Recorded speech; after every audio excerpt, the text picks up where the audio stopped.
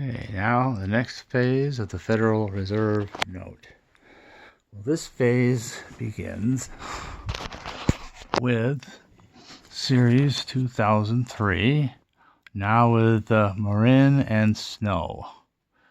So, Marin and Snow. The $1 continues its standard procedure of not changing. That seems to be the security feature for that. The $2 follows the same policy. Just keep it exactly the same as it was for 1976, other than the signatures and the series, year, and or letter, and nothing else changes. But there it is returned. By the way, it's being introduced this time from two banks, Minnesota and Atlanta, where the other one was only from one bank. Now the $5 continues with the same look in Series 2003 as had been introduced in 1999, so it has the same look as it had before. The $10 also continues with its same look from 1999. Okay, the $20 right away introduces this new look here, which I have the old one from 2001 with Marin and O'Neill's the actual name. And so we can compare the two directly. The picture of the man stays the same, but there's a lot of coloration. There's an eagle, there's 20 and USA on the other side. So you can kind of see that there are some changes to the look. And again, for the back, there are changes to the looks. Yeah, there's clouds over the White House, but other than that, it's the same picture of the White House. So that's pretty cool. That's the new look. And then the $50 also right away in this phase introduces its new look. Same kind of thing. This time it's stars here and stripes over there. You see, and the oval itself is gone, but the drawing of the man is the same again, other than you get more of him. And so on the back side, again, now you have the Capitol, again with the same new view that the previous one introduced, but now with some clouds in the sky, some coloration, and you can see all these little 50s all over the place. Part of that security thing they're doing. Okay, and then there's the $100, which still has the same look, but new series year and signatures, as when this style was introduced in Series 1996. So now for 2003A, we've only changed one signature, namely Marin is replaced with Cabral. So Cabral is over there, but it's just a change of signatures and date. Now there's an A. Again, one of the few times you see a letter A, but they crop up every now and then. The $2 now is released from a number of banks, like it's really taking its place as a regular circulation note. The $5 still has the design introduced in 1999, and the $10 now gets a new design for this new conversion going on. So we can compare against the previous, which is always 2003 or is still used in the next one, 2003A. The new design is always 2004 or 2004A. Note that these are 2004 and 2004, but all these others are still 2003. So, and here, as you can see, the 10 was also 2003, but now as we move to this design, it goes to 2004A. There is no 2003A in this design, and no 2004 without an A in this design. But you can see that, so the design has been changed.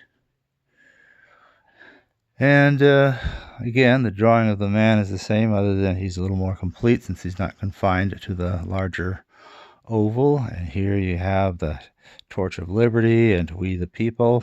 Okay, so this is the new design for the $10. And on the back, again, here's the Treasury. Haven't changed the picture, added some color, and that's the main thing we have done here. Okay, so that's the 10. The $20 now keeps the new design created for 2004 without an A, so now it's just the same. The $50 for its 2004 A is just the same as 2004, other than we have Cabral instead of Marin.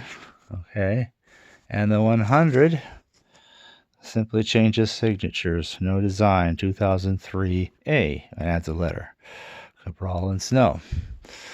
So for the next phase, the $1 simply continues along with just the change of signatures in series year. So now I have Cabral and Pauling's, which is now 2006. They didn't do the $2 bill for this phase. The $5 was most interesting because they still continued this design from 1999 for the $5, but only from 3 banks, because that was a very short-lived thing before, while still in the same series year and without even adding a letter to it, they went to the new style. So, as you see, it's both Cabral and Pauling's and 2006, but obviously one has the style from 1999 and the other is a new introduction of the style with the presidential seal. So you can see how things have changed, and color is pretty cool. And on the back side, you still have the Lincoln Memorial. Wow, the man seems a bit even more pronounced there, if could be, if possible. But there it is. There's clouds in the sky. That's kind of cool. But, and the oval is gone, but the In God We Trust just kind of hovers in the space among the clouds. So that's how that's done. Anyway, so the 5 did a really interesting thing, that you have both the old look and the new look in the same series year and signature. The $10 simply gains a new signature and a new series year, but it's otherwise identical. Same can be said for the $20. Alright. New signature, new series year. No other changes to its appearance. And also the $50. New series year, new signature, but otherwise that's what came out in series 2004. The $100, well, they were still struggling with trying to come up with a new design. There was a lot of technical issues and so forth.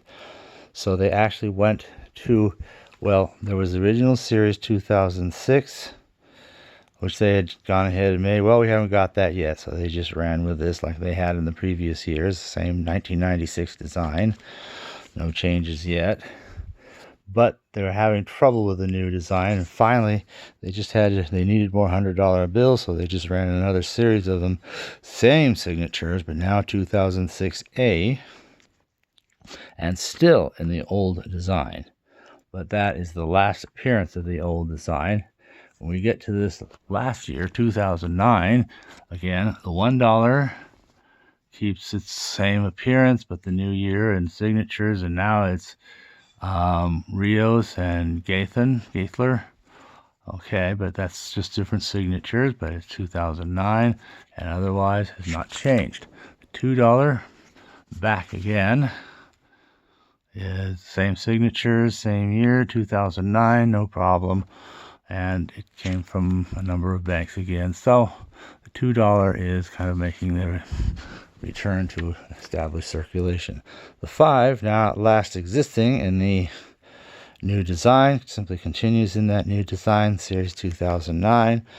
No further changes, so that's good. The 10 also continues in the new design, 2009. No further changes.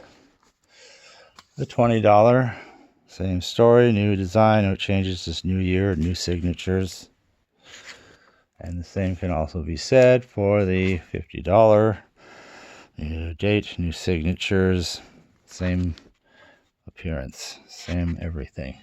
$100, this was something else. Now, they finally were trying to make the new design. Now, let's compare the new design to the old. And I'll just have the non-A's for a direct A to A comparison. And as can be seen, there's still the same picture of him, except you have more of him. But, and the oval thing goes away. But you have, let's see, you have the pen, you have more of the Declaration of Independence in there, the inkwell and the fountain pen. So you got a lot of things. You got all the security things, the holograms, the inkwell with its little gimmick, $100 with its gimmick, shifting color ink, but I'm not going to try it out. And elsewhere I demonstrate these and many other security features of this newer design. For the reverse, now we get a substantially different picture of Independence Hall. We are now looking at it from a closer and different perspective. And we're not even including, for example, the tree that's back here, and this tree seems significantly different in shape. And we don't see the tree here. Well, maybe it's there. Okay, but anyway, and again, you've got some clouds in the sky, and the oval for that is also gone. So this has really taken on a new look as they finally got it kind of worked out. I have to say kind of, because they had such a problem with these $100 that a lot of them were defective. And what they ended up doing is they fixed what the problem was and ran a new 2009, a 2009A series, by which point they had perfected their manufacturing method so that they could just put out the 2000As, which were actually the first thing to be seen in circulation of this type. But they did something pretty neat, which I really like and appreciate. And that was they went through all the 2009s and had people sort through each individual note, looking at them. If they're defective, they throw them away. If they are not, they get them ready to be passed out and circulated. So this is how the 2009s, one of them we have, actually escaped. So even though this is older, we actually saw these in circulation after we saw these. But the signatures are the same between 2009 and the 2009A. The only difference is we added A, and all of these. You get a lot of series numbers in a row here. You don't get that here. Finding a run of series, sequential numbers is pretty rare for this. So if you find that, that's already a desirable thing. Anyway, and with that, the Federal Reserve note now once again achieves a kind of stability. For the next phase, at this time as I record that, series 2013-17, also 17A, which seems to have all the same signatures as 2017 and doesn't look any different, so I don't know why there's a 17 and 17A, and even have appeared with no further changes other than signatures. And the 2021 is still appearing, so far without any apparent changes, but it seems as though we are entering into a kind of a new, stable, boring period where things don't change. Thank you for listening.